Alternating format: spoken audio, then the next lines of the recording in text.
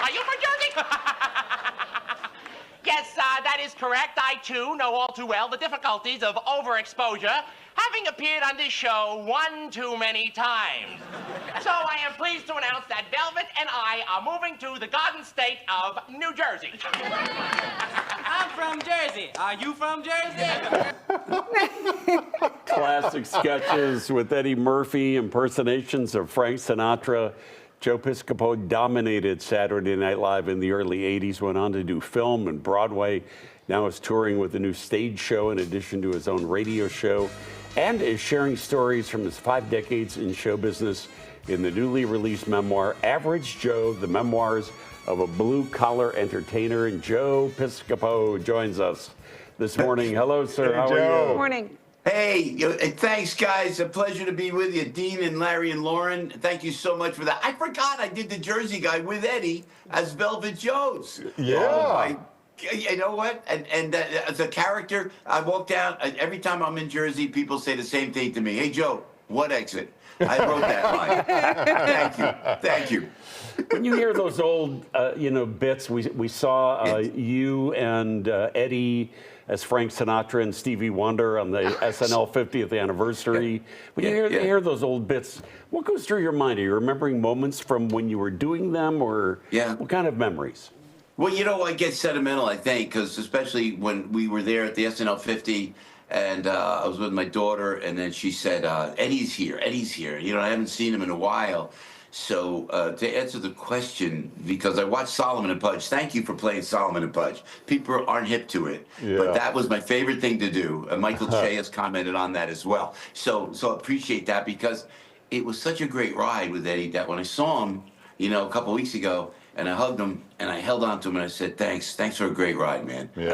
I said, Eddie, I'm thinking about it now. And he was like, he totally got it. And it was just a beautiful moment, So it's more sad, because when you're on SNLs, you hear people say, and as we did the documentaries leading up to the special and to the big, musical thing that they did, it's like, it's fear. It's fear is the motivating factor, because it's like, you guys, I love that you guys are live. This is the legendary WGN, man, out of Chicago. I love it. It's an honor to be here, But on SNL as well, it was an honor. But man, the pressure of coming up with material every week, that's anxiety in a nutshell. Yeah. Well, you two were together often. What drove that chemistry, and were you two coming up with bits yourself?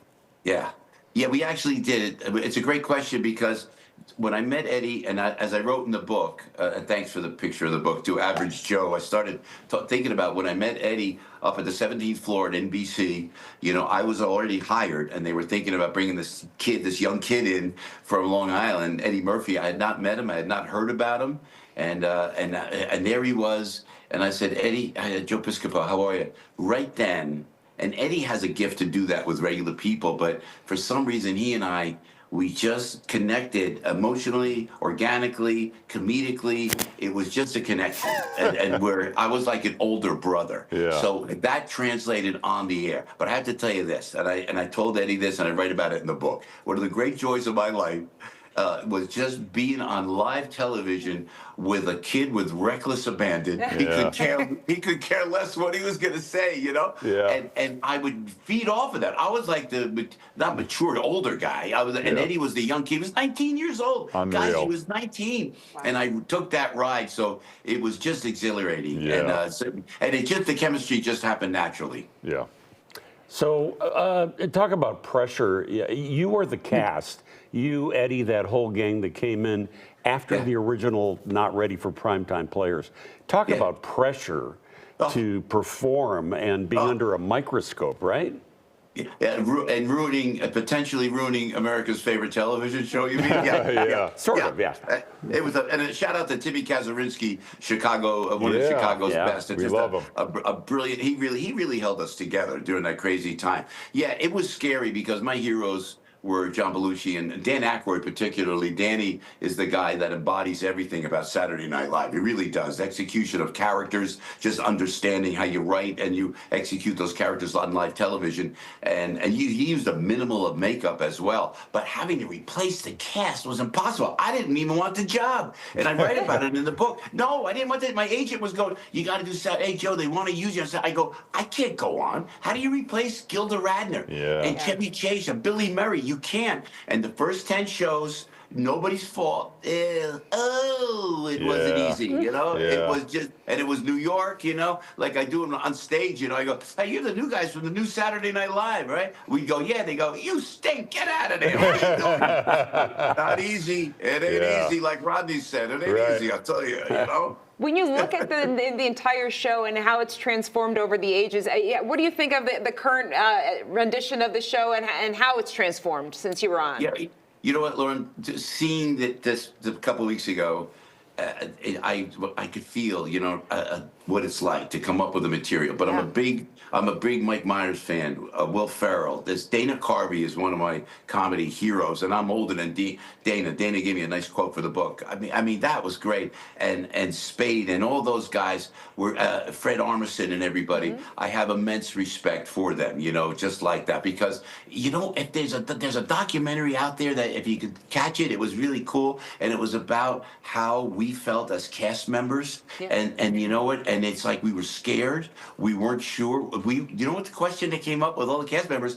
What are we doing here? How did we end up here? You know, and, you know, and they closed the whole documentary with me saying, I could hear my voice, and it said everything. I said everything that I have, I owe to Saturday Night Live. My gratitude is immeasurable, and that's what it is. But it is just we all feel the same way. But my favorite's got to be, and due respect to the great Eddie Murphy, who I can't be objective because I love him like a brother, and he's the funniest cat on the planet. Great to work with. But Dan Aykroyd on SNL, he was the king, in my opinion. He was the king. Danny Aykroyd. Joe is going to be at the Wyndham Garden Kenosha Harborside tomorrow and Saturday. Are you still doing a little Sinatra in the show?